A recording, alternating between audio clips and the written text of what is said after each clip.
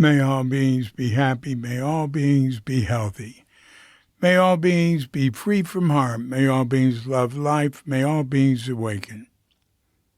Welcome to another Cuke Audio podcast. I'm DC, Poobah of Cuke Audio and Cuke Archives, doing our bit to help preserve the legacy of Shunryu Suzuki and those whose paths cross his. And anything else that comes to mind. I pray that you and yours are safe and healthy, free from economic hardship, and able to get out and do whatever it is you want within the limitations of the universal precept of do as little harm as possible. So today we have a guest, Mary Mocine. Mary has been in Vallejo, California, for many years, and she had a little Zen group there, and it's on sort of like, I think of it as on the edge of the Bay Area, right where Highway 80, sort of between 80 and 101, but next to 80, if that means anything to you. And anyway, she has an interesting path. She got her first experience with Zen. Well, she visited Tassajara with friends a couple of times, but her first experience with Zen was going to a mindfulness retreat with Yvonne Rand at Green Gulch. So she really liked that. And then she started sitting at the Berkeley Zendo, and, she had years of experience with Zen Center, and she has a lot to say about Zen in Japan and studying there. This is a talk that we did July of last year, and I'm embarrassed to say I lost track of it. So I was just corresponding with her recently and discovered, and realized right away, I thought, yeah, didn't we do something? And I looked for it, couldn't find it. And so I'm presenting it now, just as fresh as ever. So here we go. This is back when I used to use Skype. So you'll hear the phone actually ring.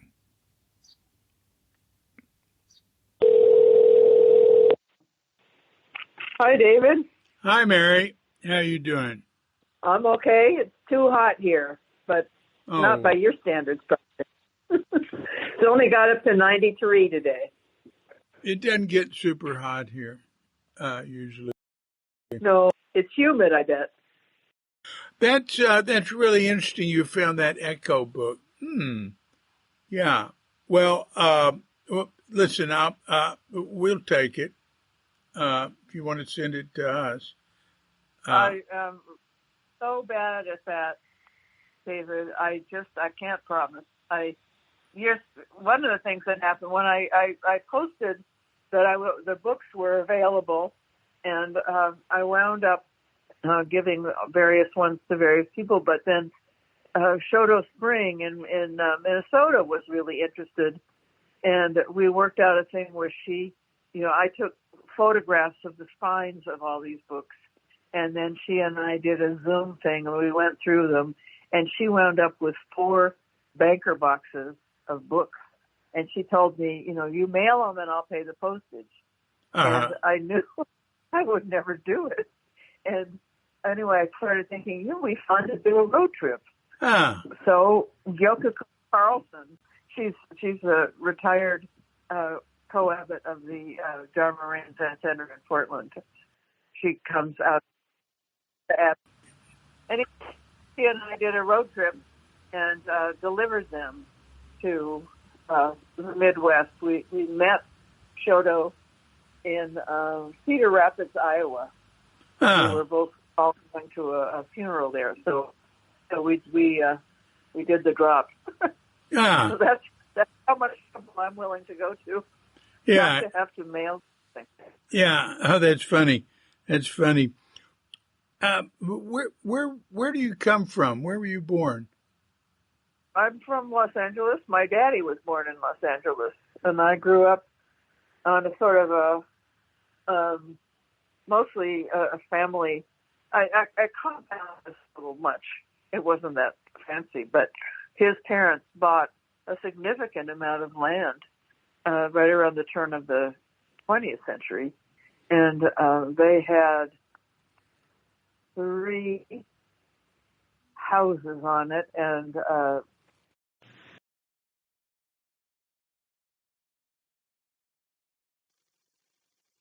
so that's where which was not trendy when I was growing up, and it was the country I was born. And anyway, so I grew up in LA.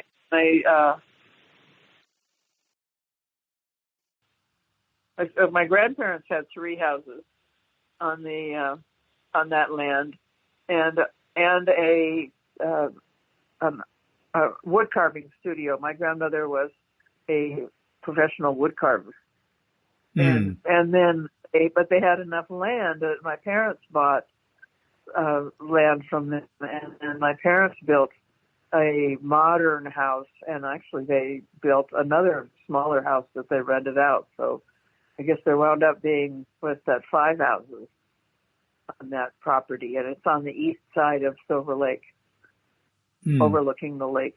Mm.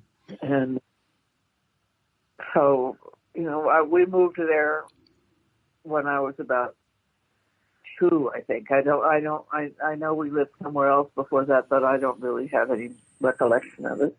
I was raised as a theosophist. Oh, my. Yeah. My parents were, and my dad's parents and my parents were involved with the United Lodge of Theosophists, which was a branch that was not the flashy branch. It was not the Annie Besant branch. It was less flashy, and so I was told I could go if I wanted to, but I wasn't told I had to, and I was never proselytized or anything. And eventually, I decided to go, and so I went to sort of Sunday school. There's a family friend that took my sister and me when he went, and so we went to Sunday school. And so I was raised in theosophy, which I got the kids version. So I don't know that I really can speak about it, but it seems now to me that the way they taught it seemed closer to a Hindu than a Buddhist understanding. Yeah. Yeah, well, definitely. With theosophy, I've spent time in Chennai in India, and that's where the Krishnamurti came out of there, and Annie Besant, is that her name? I think so. I never, but we Yeah. sneered at her. Well, she was really big there. I was taught that she was sort of a show person, and I don't know. I have no idea. But anyway. And Blavatsky, what they say about Blavatsky? Yes. Well, she was the founder. Yeah. H.P. Blavatsky and William Q. Judge and somebody Crosby, and then apparently after they called her HPB. After HPB died, as I understand it, then the theosophy split into 2 branches, and one was Annie Besant, and that was the more well-known one, and the other was the one that I was part of, which was called the United Lodge of Theosophists. So, but I left when I was 18. So what do I know? The theosophy place in Chennai is great to walk around in. I loved it. It's all, it's like being in a giant park. It's really big. And it's sort of, not in a lot of use. They have, old buildings they built and stuff that aren't being used and stuff. But anyway, I remember that, and I stayed in the Krishnamurti Center. That was neat. Mm-hmm. That was wonderful. I was raised in a sort of similar way. Not the Theosophy, but New Thought Christianity, which was more, mind only. There wasn't a lot of, it was influenced by Hinduism, like Theosophy. Mm-hmm. But, yeah, I mean, they talked about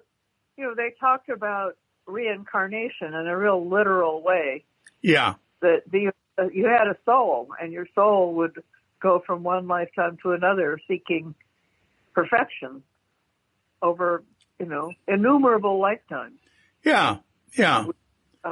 Mel told me once, I told him that I sort of believed that, in my bones. And Mel laughed and he said, "Oh, that's the biggest heresy in Buddhism."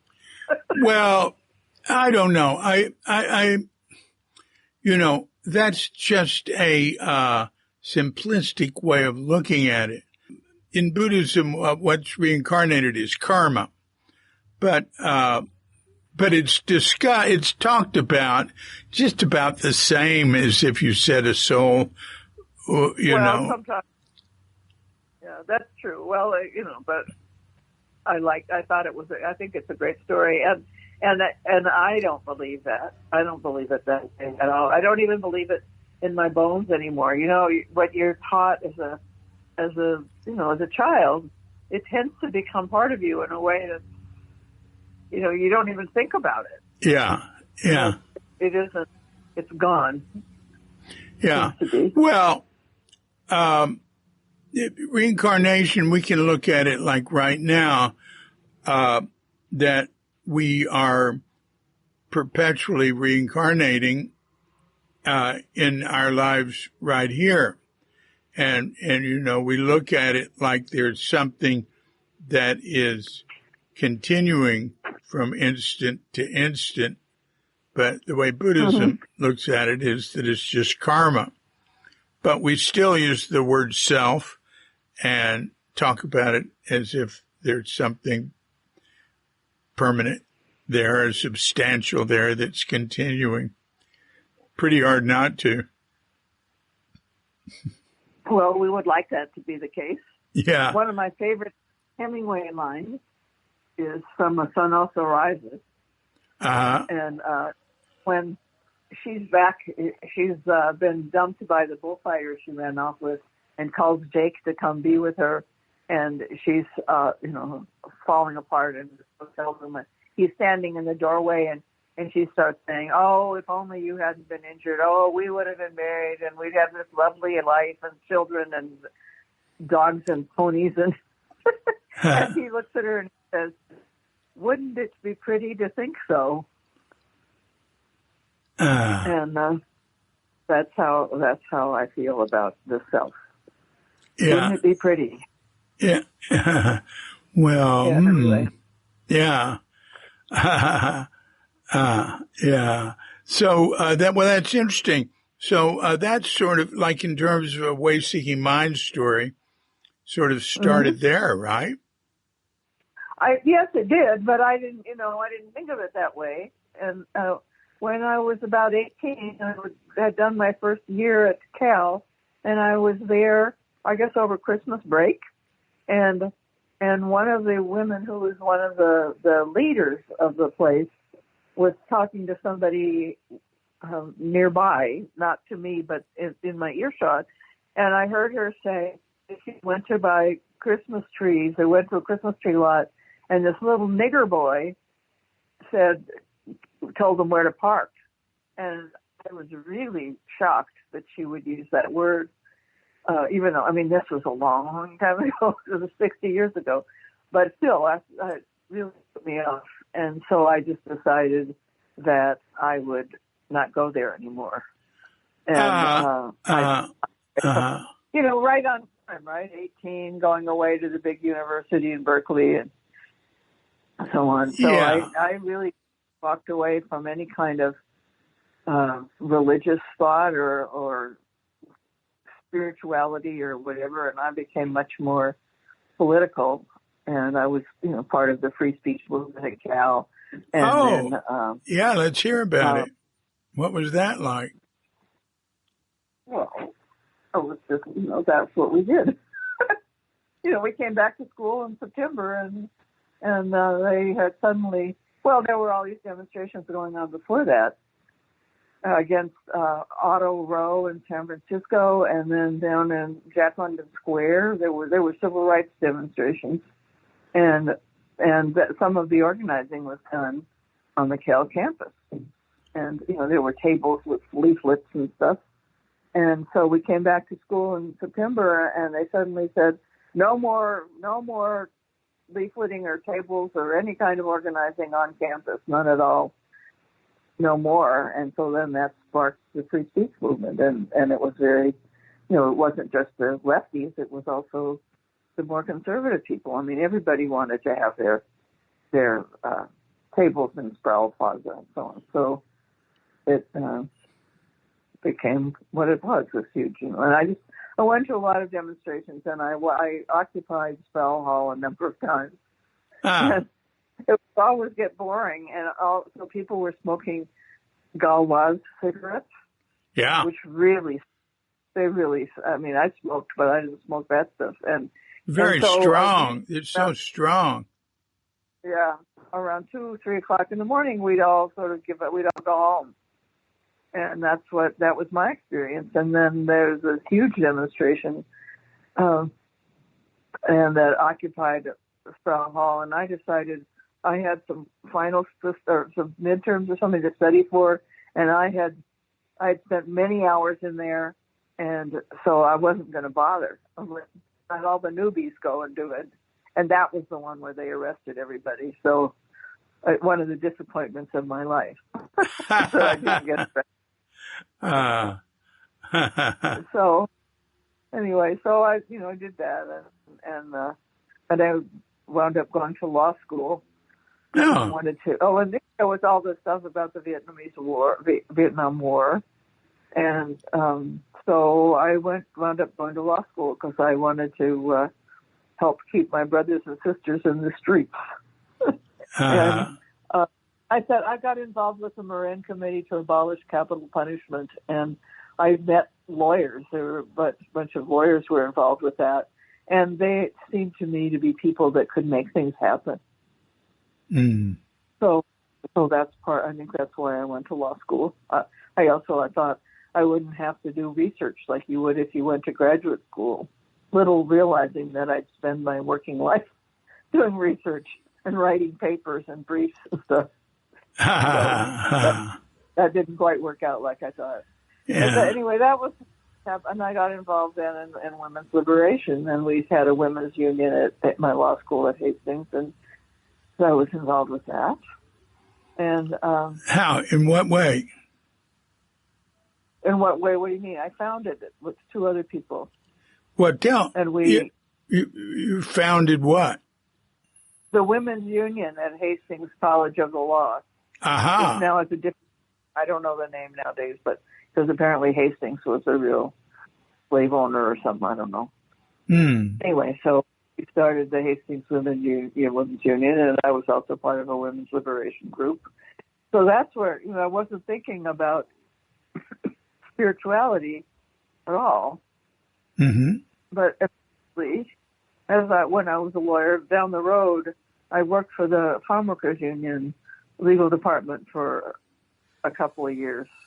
And I think, I wasn't thinking of it in these terms, but I do think now that it was the spirituality of the workers themselves that really appealed to me.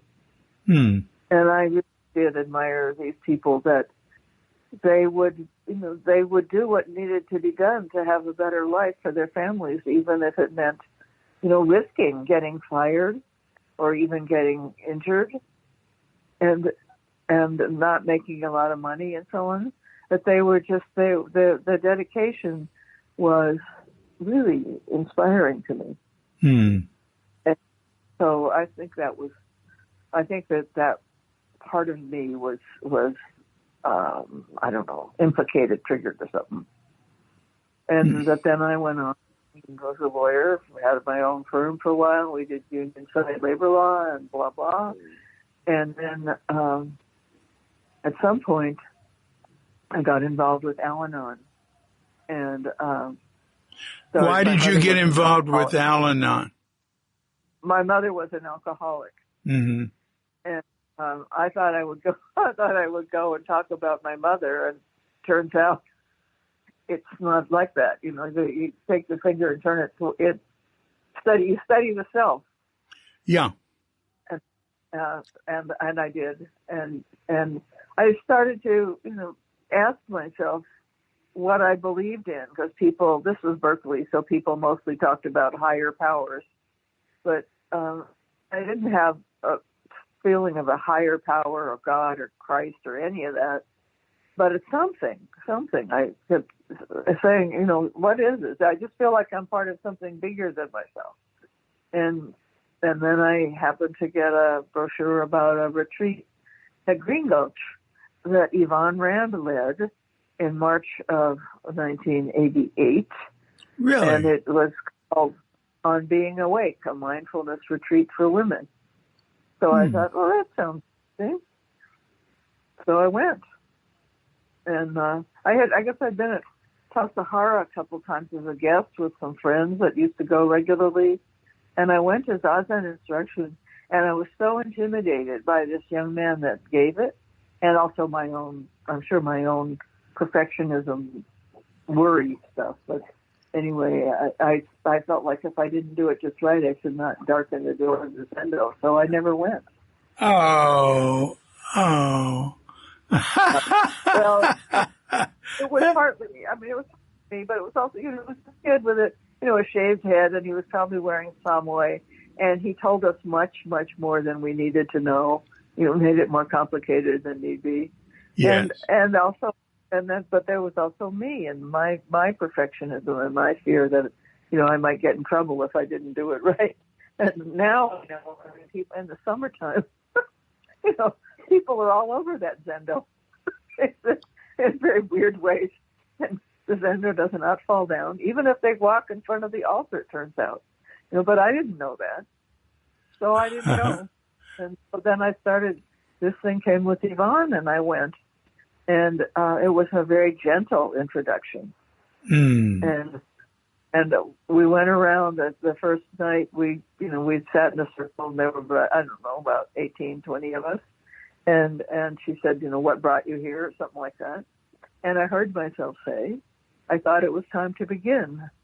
When you say something you deeply mean, but you had never allowed yourself to know you thought that. Yeah.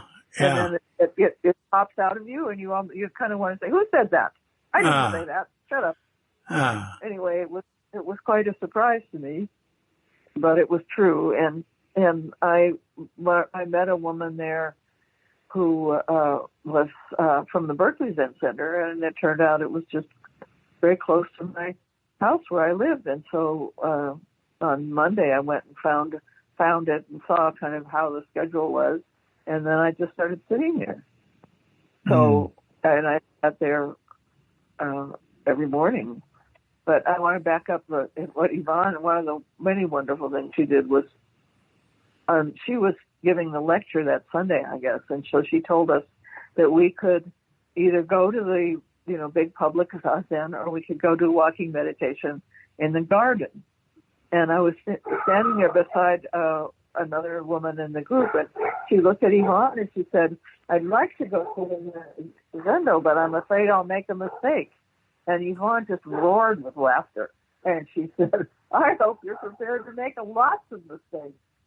And it was so wonderful. There was this weight that lifted off my shoulders. That is exactly how I felt.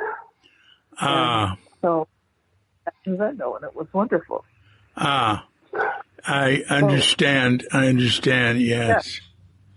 Yeah. So You know what I anyway, used to tell people? To go to the Zendo for a zazen before they get an instruction, and don't worry about it. Just try to do what other people do, and it doesn't matter if do anything yeah, that's different. yeah. And Suzuki Roshi, I heard him say that's where I got it from. Well, that's wonderful. Yeah. When I do zazen instruction, then practically the first thing I say is, "Don't worry, don't worry," and you have to be a beginner sometimes, and so of course, you're going to make mistakes, so don't worry about it. Everybody does it. Yeah. And so, I wish somebody had that young man had said that to me, but he didn't. But Yvonne did, so that made it much easier. And then I just started sitting at Berkeley, and I met Maylee Scott, and she became a practice leader and a mentor for me, and eventually. And after I'd been there a while, I started to have a relationship with Mel, and then he really became my teacher. Yeah. Well, that's good. I always loved Mel and the Berkeley Zendo. It was just and it was always just had such good vibes. I like to be there. Mm-hmm. So, so you started, that was 1988. Yeah. Yep. And you started sitting at the Berkeley Zendo, and well, what happened then? Well, I kept sitting, and we used to go to Green Gulch a lot on Sundays, and eventually I did a 1-day sitting and then more, and I don't think I sat a sesshin for a while. My parents each died. They died a few months apart in early 1989, and so that kind of got my attention, and I sat my first 5-day sesshin at the end. I think my mother died early January, I think at the end of that month or something, and that was with Maureen Stewart. Oh. Who was very well. Maylee was a student of hers and really loved her and encouraged me, and so I sat with. She came out.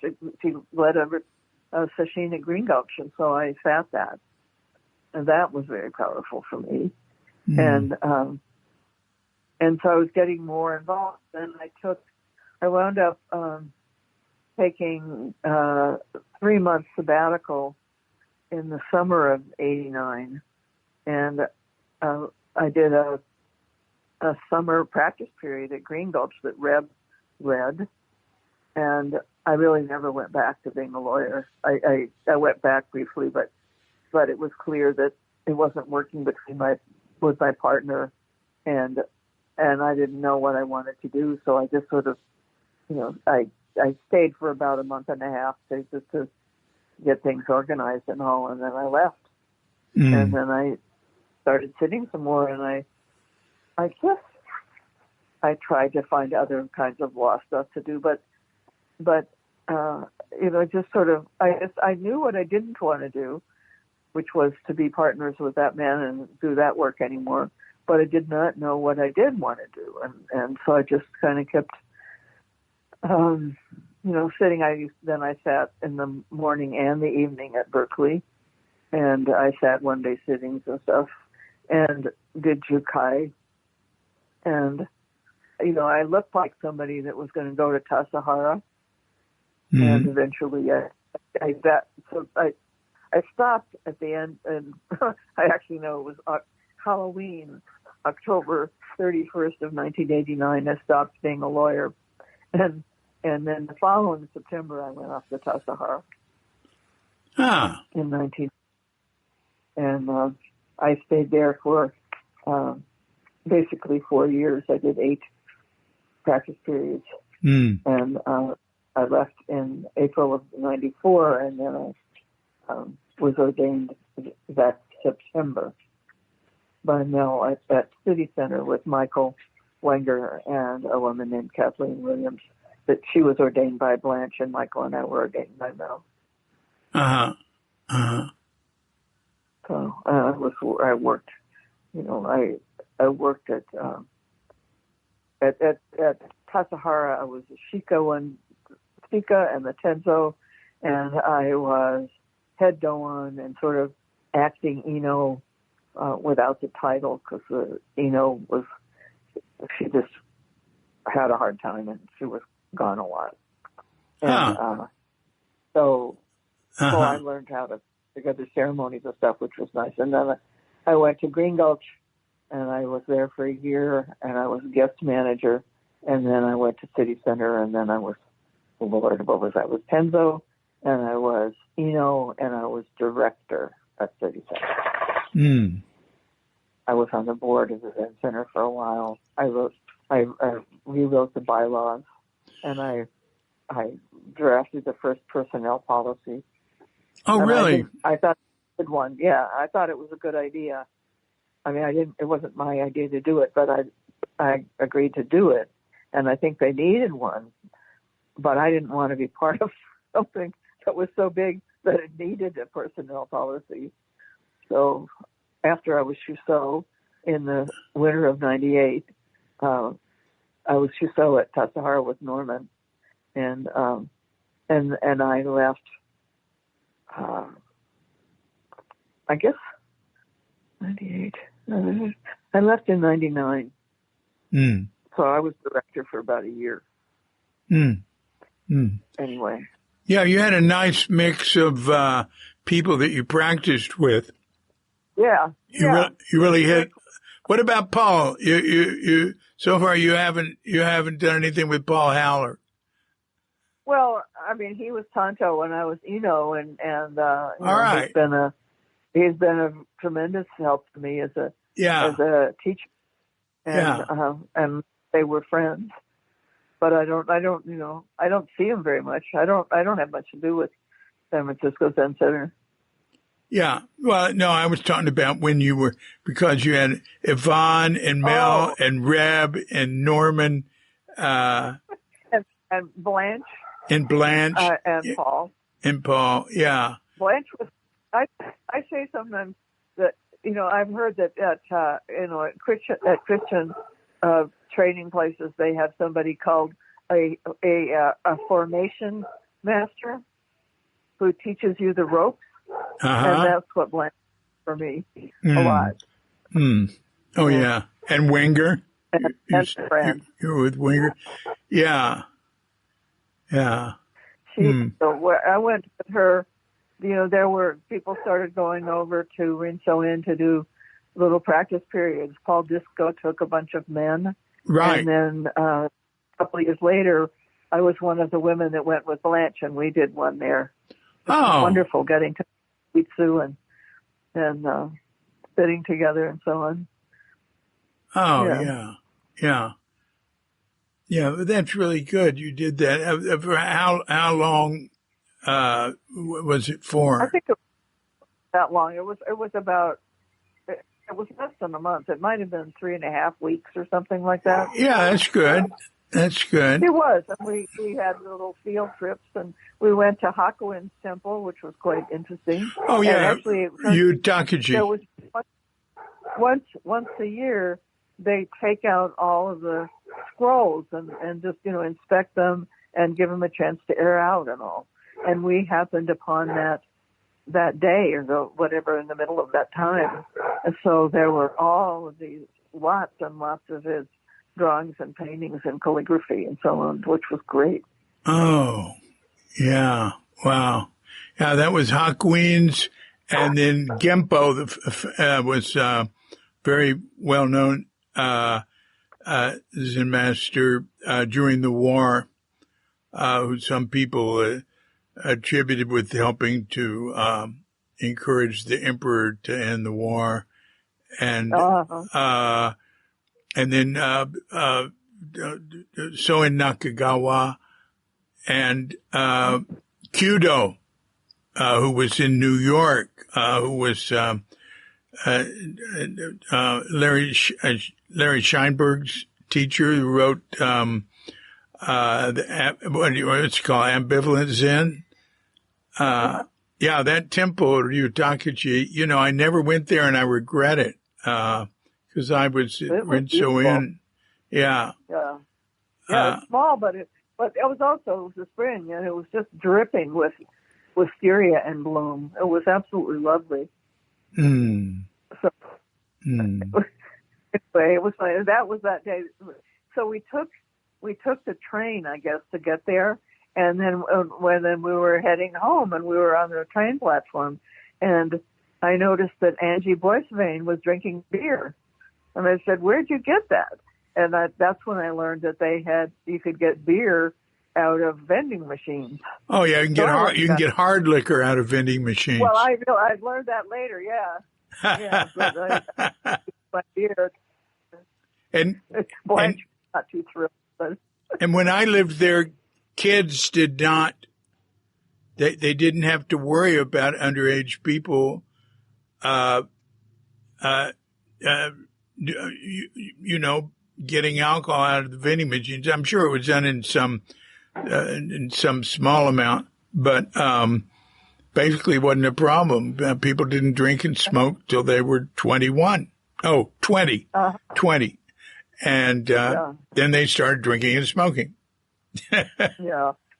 There was one of those vending machines near Rinso Inn that had a bottle of whiskey in it, and I remember that's when I saw that, and I thought, wow.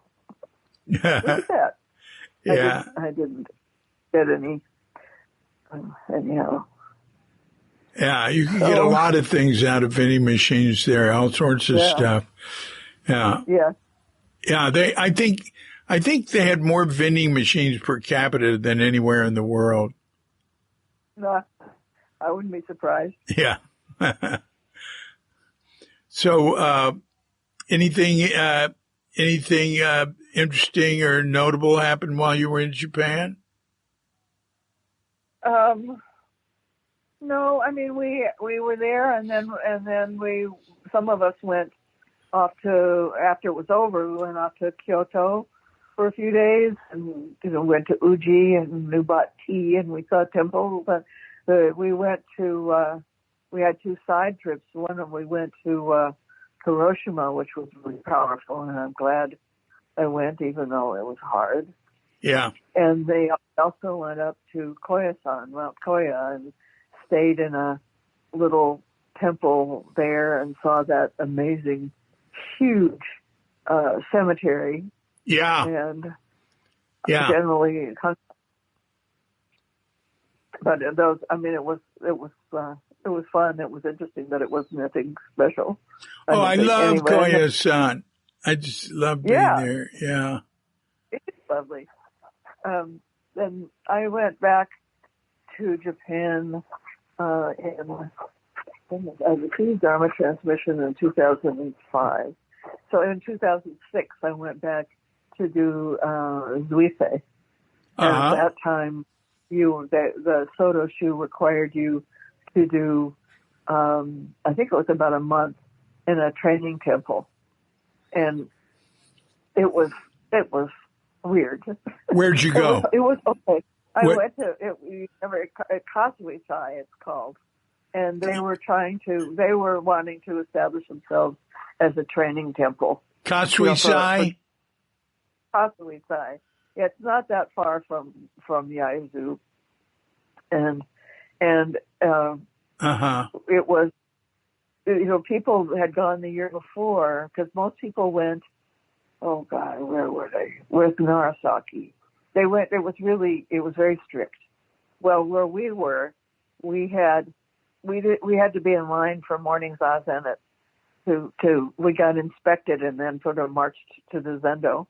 That was at 5, which is relatively late, And then we were done. There would be dinner, and then there would be one period after dinner, and we'd be done around 7:00.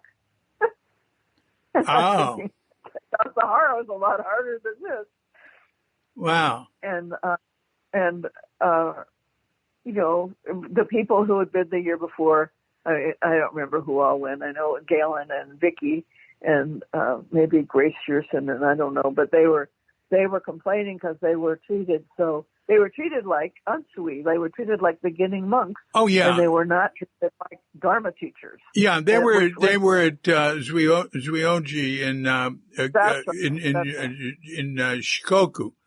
Yeah, right. They yeah. had a hard time.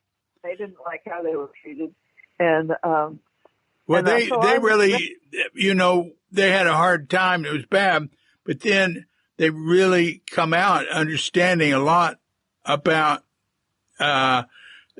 Japan and Japanese Zen and how ethnocentric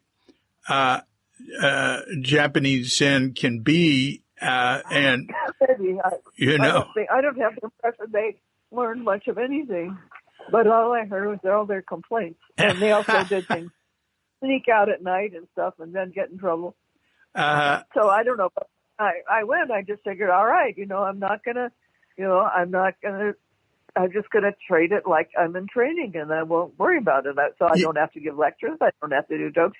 I don't have to do anything, and I'll just go.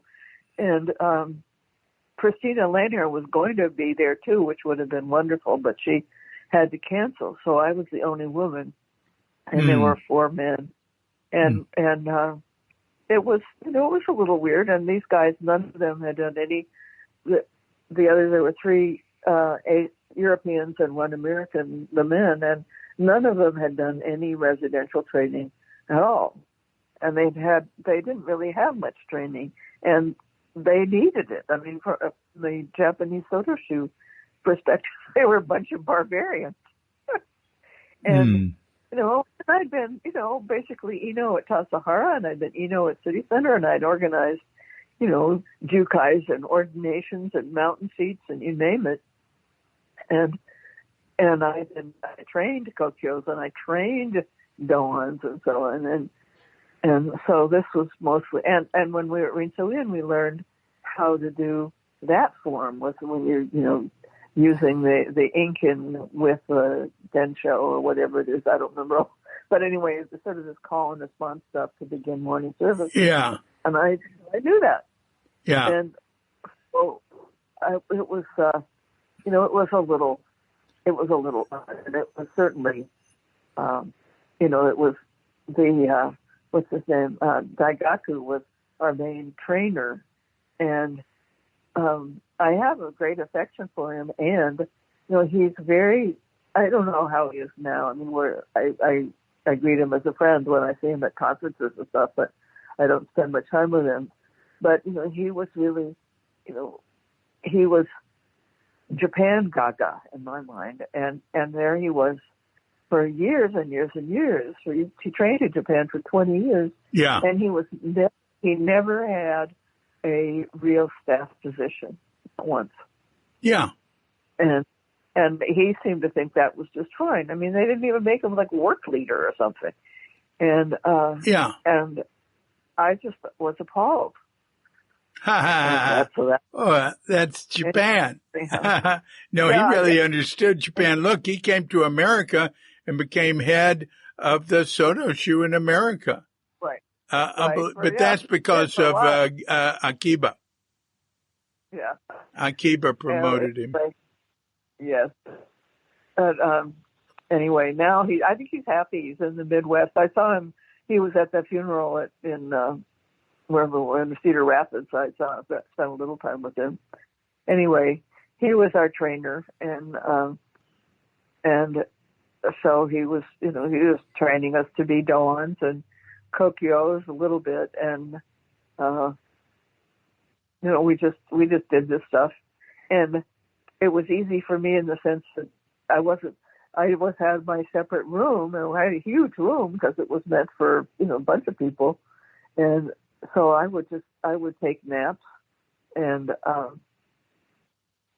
make myself coffee and stuff, and there were long breaks. It was not real difficult. And it was hard being the only woman. I mean, there were no women, monks there either. There was one woman who taught tea and flower arranging, and she was the only woman that I ran into, other than these sort of servant-y local banca kind of people, I guess they were. But that she was it. So it was a little much. We finished morning service, and then you run as fast as you can down to the Taisando, I guess, basically. Anyway, you run down some stairs and along a passageway, blah, blah, chanting the Makahanya at the top of your lungs. Huh. And then you get there and you wait. And then the Godo, I guess he was. Anyway, he goes and he makes an offering and he comes back out. And then everybody yells, oh God, what is it? Good morning. Konnichiwa? Oh. Whatever it is. And well. A good morning is Ohayo gozaimasu. Okay, so Ohayo gozaimasu. And everybody just yells it. And I was getting, forgive me, David, I was getting really tired of the testosterone. And I finally, I don't have to yell. Nobody's going to know if I'm yelling or not. Oh yeah. So yelling. And it was easier. Yeah. And yeah. Anyway, so it was sort of, strange and Zuise itself at Haiti was marvelous because Hoitsu was the I don't know if he was Godo or the Tanto at that point, but he was a mucky muck, and he wouldn't have been Tanto. He would have been Godo at least. Well, he was Tanto for a while, and then he was Godo, and I don't remember Hoitsu? Yes. Oh, that's interesting because, sure. He was Godo at Eheji. That's what I'm talking about. Oh, I thought we were still at Kasui-sai. But then afterwards, then I was entitled to do Zuise. So I went first to Eheji, and it was marvelous because he was there. And I had a minder, which made my life easier, I must say. And he went with me and on the train and everything. And so Hoitsu invited us up to his quarters that night and gave us tea and sweets and chatted. And then in the morning, we did this whole big, long ceremonial thing from here to there to the other place and various things. And, you kind of do what you're told. And there's one part where you sit, I don't know, about 20 feet apart from each other, and he's sitting there in full ceremonial regalia, and I'm sitting there in full ceremonial regalia, and then there's a script, and you're supposed to say certain things. And I decided I'm just going to talk to him because he's been an important teacher for me. I knew him when we did that practice period, and then when he would come to Tassajara, I was often the person that got to kind of take care of them. Mm. And so I told him how much he meant to me or whatever. And he responded, the same. It was more, it just wasn't, that was supposed to be, the script was something about teaching or something. I wasn't like totally off script, but I didn't follow the scripted words, and neither did he. And it was very powerful for me. Mm. It was wonderful. Mm. Here's a Japan thing for you. One of the things you do is you lead service. It's a memorial service for, I guess, and so they chant the Daishin Narani, and so basically it's 3 bows, offering, more bows, offering, chant, offering in the middle of the chant, echo, bowing at, full bow for the echo or whatever. Well, I mean, I've said that a million times. And so I did it. And the only thing the hard part was, memorizing enough of the echo that I knew when to get down into the bow. And that managed. Anyway, so I come out of there after leading it. There were there was a sort of a trainer guy, and Hoitsu, and I don't know who else, and my minder, and maybe a few other people. And so I do the final bows, and I leave, and I go out to Gaitan, I guess, and there's Hawitsu and my minder and the trainer guy, and they look at me in awe, and they say, really, they say, you moved so well in there. Good. You know, I don't know if I think of that as a compliment or not. I mean, they sounded so surprised. I know how to lead. Why should that be? Why should that be so surprising? Yeah. Well, so I decided to take it as a compliment. Yeah. But it was mixed. It was a backhanded. Well, but I started to try to explain to them that their surprise was a little bit insulting. Yeah. Well, but if you're a Westerner going into any traditional Japanese anything, they will assume you know nothing. Right. Well, and a lot of people do know. Yeah, the first nothing. tea ceremony I did in Japan, people would it was taken to a temple, and this woman there did a tea ceremony, and she said, and I spoke some Japanese when I arrived in Japan. She said, and now I'm going to show you Japanese tea ceremony, which you've never seen before. And, I'd had tea with, Senke and Emoto Senke and, more tea than I wanted. But, that was normal. I want to say something about Kasuisai. It's, Shunryu Suzuki, taught there. Well, he had a position there. He would go there, and he was responsible for, training monks there. It was there's footage of it. If you go to shunryusuzuki.com, to the film section, you can see, Suzuki wrote, well, back then, in the 30s, about 1935 or so, you can see him leading monks into the temple coming back from Takahatsu, probably. Anyway, the Kasuisai had a relationship with him and Rinsoin. Huh. Nobody said anything about it. I mean, I don't think it's not one of the satellite temples for Rinsoin, is it? No, it was like a job he had. He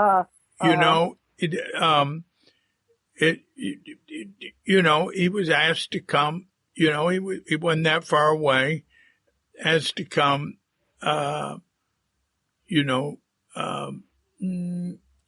Be a leader of monks or have a position like that at times. It's in Crooked Cucumber. I can't remember exactly what right now. But that film footage is pretty neat. And Hoitsu and I went over it, and I have now there's a version with. I don't know if I have him speaking in Japanese. I think I might have just put subtitles in for what he was saying. I can't remember. Well, it was quite an experience. I learned how to blow a conch shell. Oh. And they had a local deity. It was a bird-headed monk. And people would pay to have special ceremonies, for good luck and exams or whatever. So the monks were always running off to do special ceremonies invoking Kiha, the bird-headed monk. Wow. Wow. Oh, God. And I keep my jokes about it quite limited. That's great.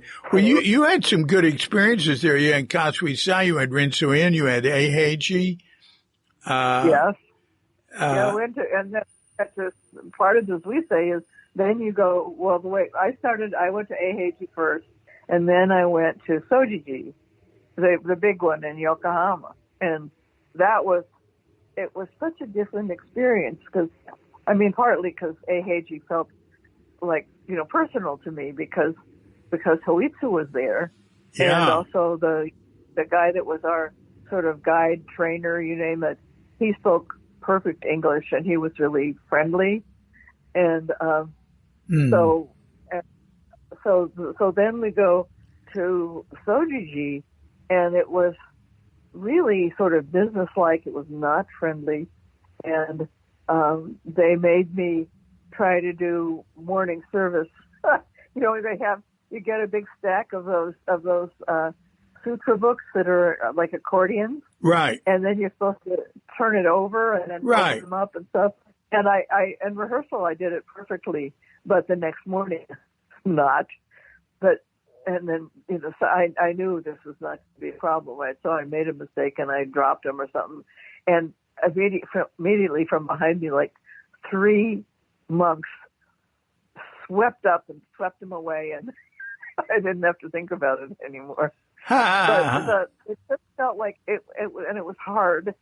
And then they gave me a bath, and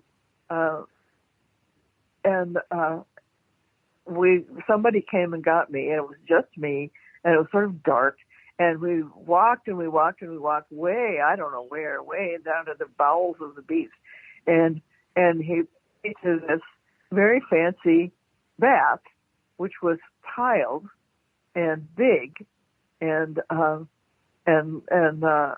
so I had a bath all by myself, but it was eerie. And I wasn't sure. I hoped somebody was going to come get me because there's no way that I could find my way back to wherever I started. It was not, compared to Eheji, which had felt it's huge, right? But it felt intimate, and this did not. But luckily, I had my friend there, my minder Yuji was there, and so we had a good time, and they fed us, those kaiseki kind of meal with three different little stands and everything. We ate like princes. That's neat. Wow. At both. Well, another little funny story. So we left Kasusai, we got on this train, and we're going to Eheji, and the train stopped at a small town whose name I don't remember. They specialized in unagi. Mm-hmm. So Yuji jumped off the train and got us each a little bento box with unagi and rice. And we were really hungry, and it was really delicious, and we ate it all. And we get to Eheji, and they checked us in, and the first thing they did was feed us this huge meal. We just, we ate as much as we could of it because we felt like it would be really rude to say, well, we just ate a lot of unagi and it's really rich, and we had rice and we're full. So we ate it. So then the next day we're heading for Sojiji, and we decide, well, we better not eat anything because they're going to feed us when we get there. So we get to Sojiji, and of course it turns out they don't do it that way. They first have you do all the rehearsals and stuff, and then they feed you. We were so hungry. We got this one wrong. Wow. Having company. So I'm fading here. Well, wait a minute. This is yes. So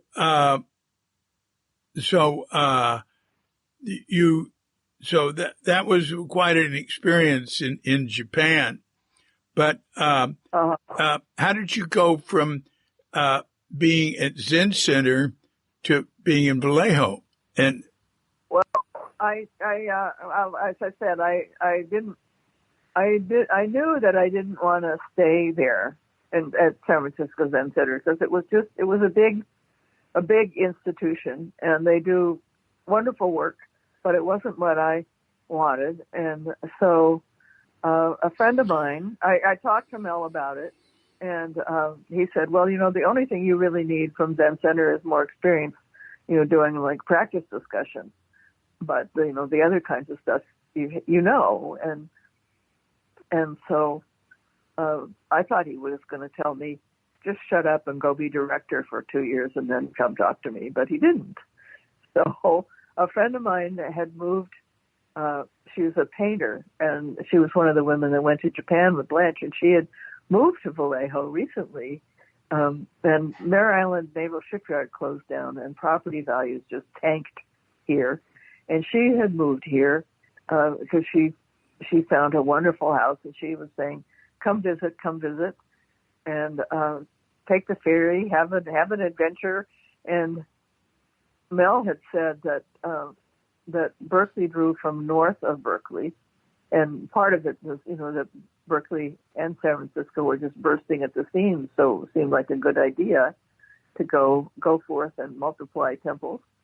Anyway, so I already had a date with her, and I was driving away after talking with Mel, and I thought, Vallejo's north of Berkeley, and I had a couple of trials here for various things, and I liked the town. Once you get off the freeway, it's quite beautiful. And not Marin, everybody wanted to go to Marin or Sonoma, and I thought that they don't need me in Marin and Sonoma. And so I called her up and I said, what do you think? And she said, I'd love to help you. I don't want to do it, but I'd love to be happy to help you. And so we just started looking around and eventually, looking at places. And some guy came knocking on her door and said, anybody might want to buy my place across the street. And she said, let me call. And so I bought it, and I didn't quite know what I was going to do. Leslie said, you can just rent it out. And then she said, you can have a sitting group. You don't have to move there. So I started a sitting group, and I fell in love with it. And I realized I could keep one of the apartments vacant and have that be the Zendo. And that's what I did eventually. And, people helped, and we did, a lot of, painting and cleaning and stuff. And so it became a Zendo, and it started as a sitting group. And then somebody said, could we have a class? So I started teaching classes. And then at some point we had a one-day sitting, and then we had more, and then we had full moon ceremonies. And then we started having, after a few years, we started having little practice periods, like, 6-7 weeks in the fall on the 5 machine. And we kept that up the whole time until December. Our last practice period ended just before Thanksgiving of last year. So that's what, and I just never found anybody to ordain, really. It's a very lay sangha, and this city is a place where there are a lot of working class people who have lived here for many, many years, and it's a relatively conservative city, and the younger people tend to come here, and then if they start having kids, they move away because the schools aren't very good, or they live here for a while because it was affordable and you could buy a house and all, but then they retired and they moved away. I mean, there's just not very many people that just stay here. And so I never really found anybody that looked like they wanted to be or were able to be ordained. I mean, there were a couple people that if their lives had been different, maybe, but they were not in a position to go to, even to go to do the short intensives at Green Gulch, much less go to Tassajara or anything. So I kept looking for somebody to come here, but the people that I liked were either sort of on the Abbott track at San Francisco Zen Center or too old. Yeah. Or people didn't want to come live here. Yeah. Yeah. Go to Sonoma. Yeah. Well, And what about just one of your one of your? Well, that's what they're in charge now. They're the ones that are hosting the morning sits, and they started the one evening a week, and they've talked about figuring out a way to do a sort of simplified full moon ceremony. So I don't know if they will, but that's fine. And one of them is now becoming a practice leader. You know, he's talking with somebody officially, and another one is probably going to help somebody, you know, sew a rakusu, and then we'll do the jukai together. Yeah, but it'll be her much more than mine. Yeah, well, that sounds good. That sounds good. We'll see what happens, but I just finally just said I have to let go. I'm going to be 80 years old, and enough already. Yeah. And so we're going to have to, you know, the Dharma. Yeah. What year did you start there in Vallejo? And we started in September of '98. Oh, wow! So it went on for 5 years. Yeah. And we started with this. You know, I said I was interested, and back then, you know, it wasn't what everybody was doing, and so the Zen Center. Actually, I wrote a letter, and you know, setting a date for a meeting at my friend's house, and Zen Center actually mailed it out. I just had to say what zip codes I wanted, and a friend of mine, I can see him. I know Jim, who was married to Barbara Cohn, who died many years ago. Anyway, Jim was in charge of such things, and he added a few zip codes, and they did the mailing, and then we just showed up for the meeting, and lo and behold, there were about, I think, 12 people. And, you know, they were folks that had been at things at Tassajara or whatever. And so we started, they were interested, and so a church that would let us meet in their basement or something, and we started it. And then I didn't realize how much I would love doing it, but I did. And so that became, you know, then this building fell into my lap, and one thing led to another. So there we went. Well. So we'll see what happens. Yeah, well, that's really something you started as Indo over there in Vallejo. I always thought that was an interesting choice. Well, you know, there's my lefty politics too. I mean, this is a working class city. I figured, you know, we didn't need any more sitting groups in you know, lily white Marin. Actually, Marin had some higher percentage of blacks than any county in the Bay Area. Well, that's right. But back in the day, they were mostly confined to Marin City, and now part of San Rafael. But, right. You know, but that wasn't. I mean, and now Green Gulch is better. But back when I lived there, you know, it was very white. And I remember when I moved to City Center, I got sort of drafted. They needed me to be Tenso, so I wound up at City Center, and which made me happy. I mean, I liked it, but I remember walking out the door and just looking at the mixture of people on the streets and feeling so good, you know, from that, like, oh, my people. Here they are. It was really, you know, it had been about, I had a dog, and they let me have my dog at Tassajara, and then City Center would not let me be there with a dog. Yeah. But Green Gulch would. Yeah. Because, I mean, you know, Green Gulch needed me more than City Center did. And then City Center needed me, and all of a sudden they could find a way for me to have my dog. Ooh, it'd be hard to have a dog, though, in the City Center, wouldn't it? Well, I lived in the, you know, the sort of basement of 340. Yeah. For a while, it was a sewing room.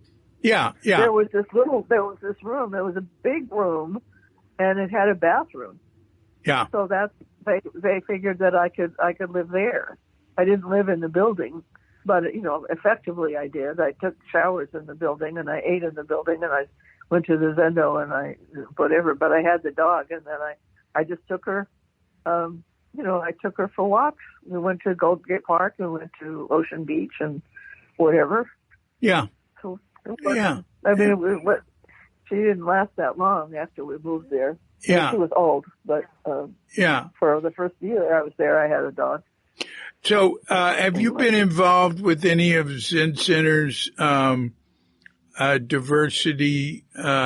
What is that? There's 3 letters. I don't know what it is. Like, I haven't lived there for 25 years. What do I know? I was at the beginning. I remember, we did some diversity trainings, and I kept saying, you can't have like a weekend diversity training and think that's it. It's a lifetime commitment, and we started stuff, but it was just the beginning, and then I moved away, so I really have not been involved with it. Yeah.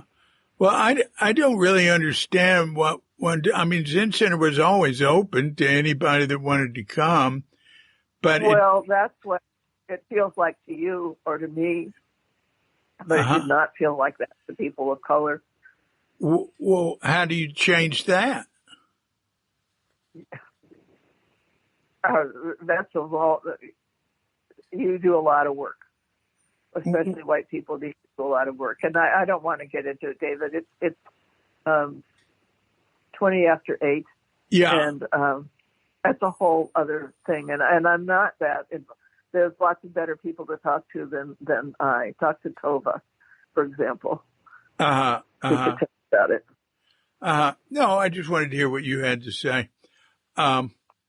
Okay. Well, look, I really appreciate your spending this time with me. That's really interesting. Thank you. Oh, good. When it's your own life, it doesn't sound so interesting. It's like, well, I did this and I did this, and but it's fun to talk about it, reminisce. Oh, I think it's interesting. I think all life is interesting. Well, that's true.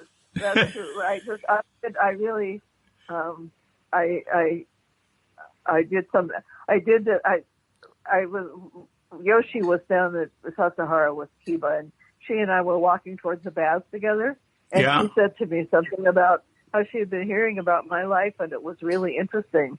And I poo-pooed it, and I'm so sorry I did, because I hurt her feelings.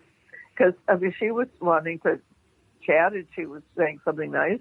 And I said, from the inside, it doesn't seem that interesting. Yeah, your life seems really interesting to me, But she just got real quiet, and I thought, oops, I blew that.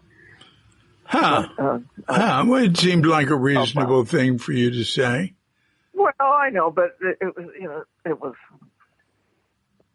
She wasn't mad at me, I don't think, but it just sort of shut her up. I felt bad about that. We've spent weeks, so we have more of a relationship now, and so we have thought it wasn't like a major event.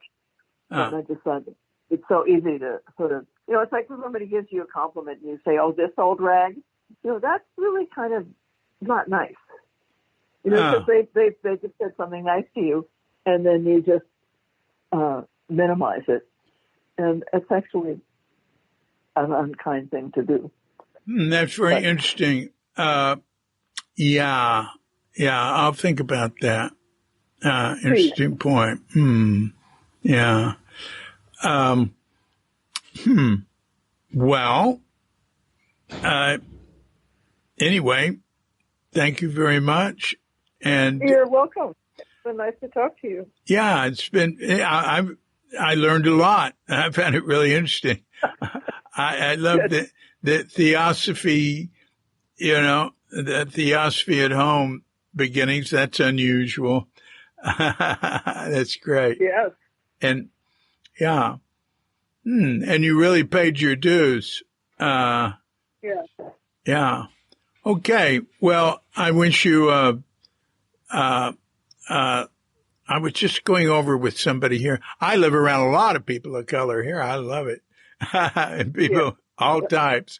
And I do love it. And actually, I really like living in Asia. And I do think when I get back to America, everybody's white, Yes.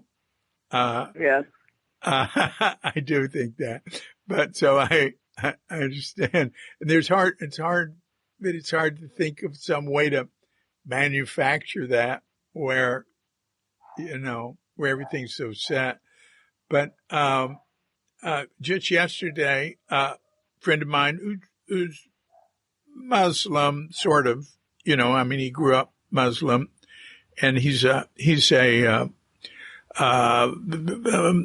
works with a program that helps people with drug, alcohol problems and trauma and stuff. I'm around a lot of that. He was, I was talking to him about the Indonesian phrase, and we were speaking in Indonesian. He grills me. He's like a teacher. I was talking to him about the phrase, that's used, may all beings be happy in Indonesian. And I say, it just seems everybody's aware of it, not just, Buddhists and Hindus. He said, yeah, everybody says that. He said, Christians say it here, everybody. And he went over, what you wish for people, long life, peace, happiness. And there's a word for happiness that means like really, you're happy overall. You have a happy disposition, not you're happy for the moment, that and, prosperity. Anyway, and, he's speaking to me from the point of view of somebody who grew up in Muslim community.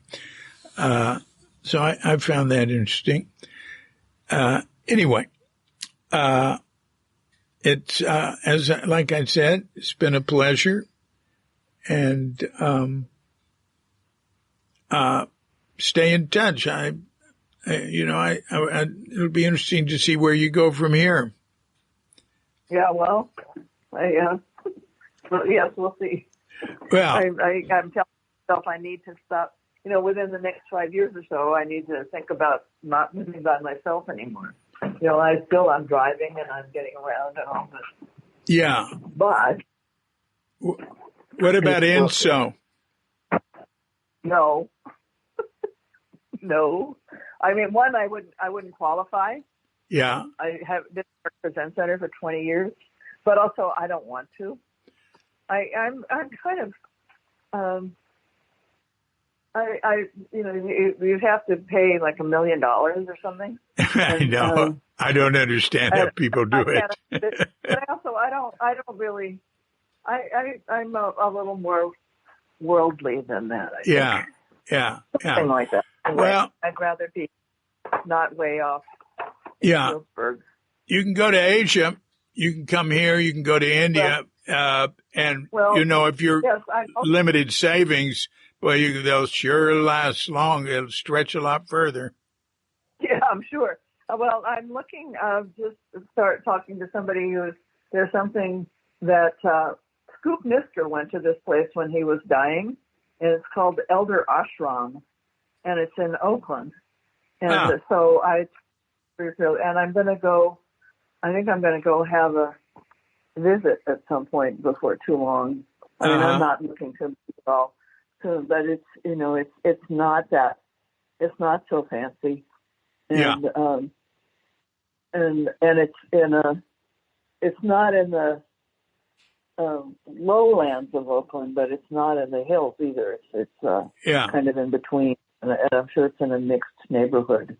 Yeah. And so we'll see. I don't know, but if that works out, that would probably be good. And also, I was going to be close. I have a lot of friends, in Berkeley and Oakland, because I'm an Oakland person and a Berkeley person. Yeah. So we'll see. Yeah. Well, there's plenty of places in the Bay Area where it's not all white people, where there's a really good mix. Yes. It's true. Yeah. Yes. Uh, not that I'm against white people. No, but it's only. Yeah. And Yeah. Yeah. I like being in the minority. yeah, well, yeah. Anyway, I need to go, Dave. Okay. It's been great talking with you. You take Bye-bye. care. Bye-bye. You too. Bye. So thanks a lot, Mary Mocine. Appreciate that. Really interesting. And until we meet again, I'm DC, Puba of Cuke Audio and Cuke Archives, coming to you from Sleepy Sonor with Doggy Bandita, Feline Manis, and dear lovely Katrinka. And we're wishing you and yours and all of us a grand awakening.